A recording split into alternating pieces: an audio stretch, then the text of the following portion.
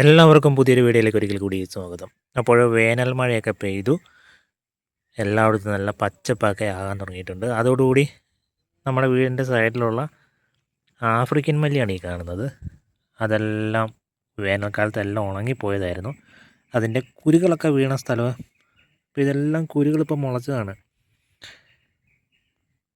അതൊക്കെ മുളച്ചിട്ടുണ്ട്. ഇതിപ്പോൾ വളരെ ചെറുതാണ്. ഇത് നല്ല തഴച്ച് വളരും. ഇപ്പോൾ ഈ വേനൽ മഴയത്തെല്ലാം തൈയും അതേപോലെ തന്നെ അതിൻ്റെ ചുവട്ടിൽ നിന്ന് എല്ലാം മുളച്ചതാണ്. ഇത് കണ്ടോ, ഇതാണ് ഇതിൻ്റെ പൂവ്.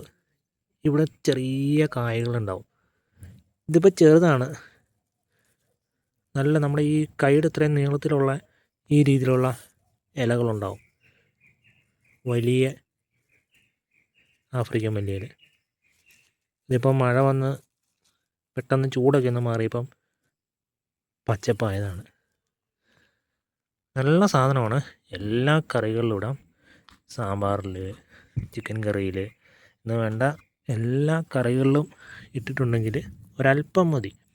നമ്മൾക്ക് ഒരു പിടി സാധാരണ മല്ലിയില എടുക്കുവാണെങ്കിൽ എടുക്കുന്ന അത്രയും ഇതിൻ്റെ ഒരു 2-3 ഇല ഉണ്ടെങ്കിൽ അത് മതി. അതിന് ഈക്വലായിരിക്കും. നമ്മൾ ഒരു പിടി മല്ലിയില എടുക്കുന്നതിന് അത്ര ഈക്വലായിരിക്കും ഇതിൻ്റെ ഒരു 3 ഇല എടുക്കുന്നത്. അപ്പോൾ ഇതിൻ്റെ ഇല കണ്ടോ, ഇത് വളരെ ചെറുതാണേ. ഇത് കുറച്ചും കൂടി കഴിയുമ്പോഴേക്കും ഇതിപ്പോൾ നമ്മുടെ ഒരു വിരലിൻ്റെ വീതിയല്ലേ ഉള്ളൂ. ഒരു 3 വിരലിൻ്റെ വീതിയൊക്കെ ഉണ്ടാവും കുറച്ചുകൂടി കഴിയുമ്പോഴേക്കും. ഇതിപ്പം പെട്ടെന്ന് മഴ പെയ്ത് കാരണം മുളച്ചതാണ്.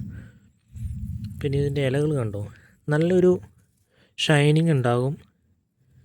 പിന്നെ നമ്മൾ മല്ലിയിലയാണോ എന്നറിയാൻ വേണ്ടി ജസ്റ്റ് ഇതൊന്ന് പറിച്ചിട്ട് ഇങ്ങനെ ഒന്ന് അമർത്തി ക്രഷ് ചെയ്ത് ഇങ്ങനെ നോക്കുവാണെങ്കിൽ നല്ല സ്മെല്ലാണ്. ഇത്രയും ദൂരത്തുനിന്ന് തന്നെ നമ്മൾക്ക് സ്മെല്ല് കിട്ടും ഇതിൻ്റെ മല്ലിയിലയുടെ.